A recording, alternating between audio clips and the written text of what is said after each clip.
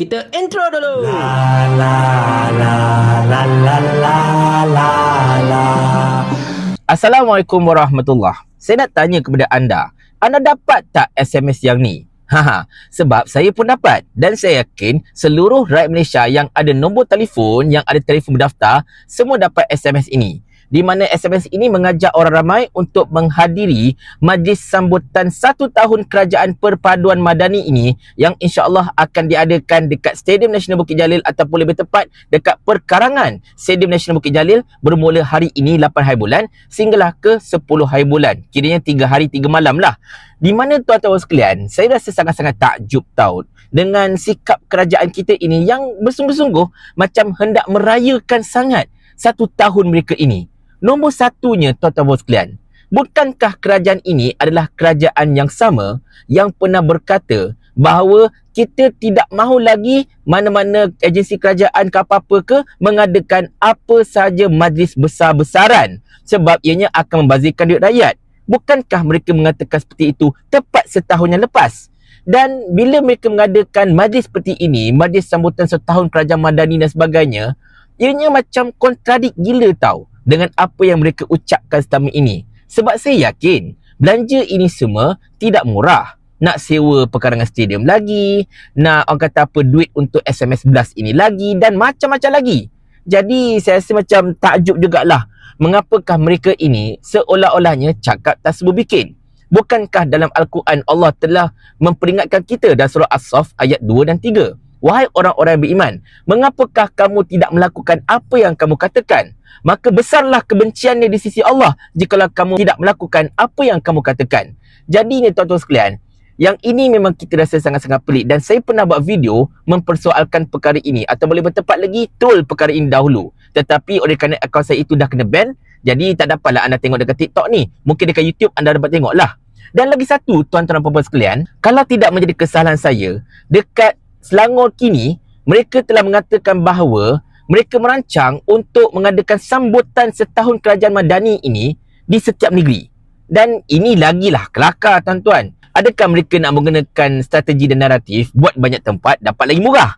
Macam sambutan raya dulu. Anda ingat tak sambutan rumah terbuka 6 tempat lagi murah? Ingat tak benda tu? Allahu Akbar.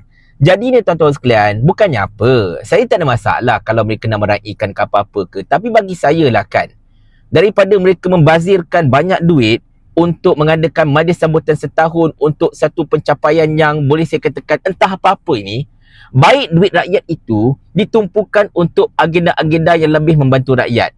Di mana sekarang ini mereka buat sambutan setahun Kerajaan Madani, tetapi tak sampai beberapa minggu lagi kita akan berhadapan dengan harga ayam dan telur yang akan diapungkan. Kita akan berhadapan dengan tarif elektrik yang makin meningkat.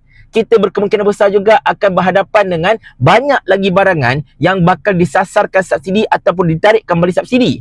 Dan kita akan berhadapan dengan begitu banyak sekali masalah berkaitan ekonomi pada tahun 2024 nanti. Jadi untuk mereka mengadakan satu majlis sambutan setahun di mana kita rakyat terpaksa berhadapan dengan benda-benda yang menyesakkan dada ini, memang saya cakap terus terang tak berapa cantik lah tuan-tuan dan puan-puan sekalian. Seolah-olah macam menghina internet rakyat sebenarnya. Aku jamu kau makan puas-puas, lepas tu tahun depan lantak pada muka kau, semua harga naik. Kita tak naklah macam tu sebenarnya. Dan kalau anda perhatikan pun, Perdana Menteri terdahulu mana ada buat sambutan-sambutan macam ni? Setahun pentadbiran, 5 tahun pentadbiran tak ada.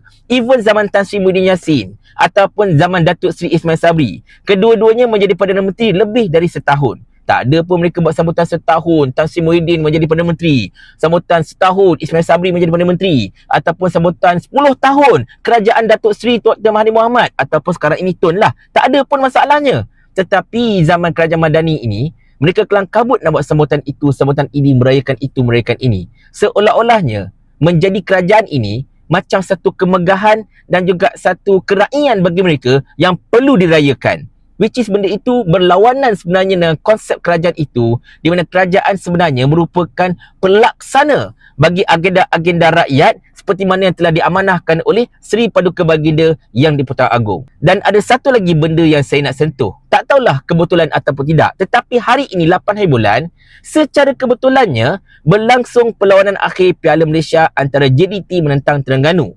Jadi memang saya cakap terus terang, perkarangan stadium akan ramai gila orang. dibanjiri oleh penyokong kedua-dua pasukan. Jadi, adakah ini satu taktik yang digunakan oleh kerajaan Perpaduan Madani ini untuk menunjukkan, wah tengok ramai orang datang ke karnival, padahal yang ramai-ramai itulah penyokong bola. Tapi itu cuma sekadar andaian je lah, satu tekaan, sebab macam kebetulan kan. Tak tahulah kalau memang mereka tak menyedari bahawa tarikh yang mereka pilih itu bertembung, wallahualam. Tapi itulah sekadar kata apa, cetusan rasa, sekadar coretan hati untuk kita sama-sama nilaikan. Dan kepada anda yang datang tu, berhati-hati je lah, sebab ramai orang mungkin kan, terutamanya hari ini, jaga keluarga anda betul-betul, pastikan anda tidak terlepas anak-anak dan sebagainya. Dan yang paling penting bagi saya tuan-tuan sekalian, bukan kerajaan ini, tetapi kita mahukan kerajaan yang betul-betul kompeten, yang boleh buat kerja, yang memang bagus untuk menjaga ekonomi negara dan macam-macam lagi. Tapi kalau segala-galanya hitungan terbalik macam sekarang, lepas tu dapat sebutan itu, sebutan ini, saya cakap terus terang, memang akan ada orang yang tanya soalan ni nanti. Mau tak tuan hamba kalau hamba kirimkan ke akhirat?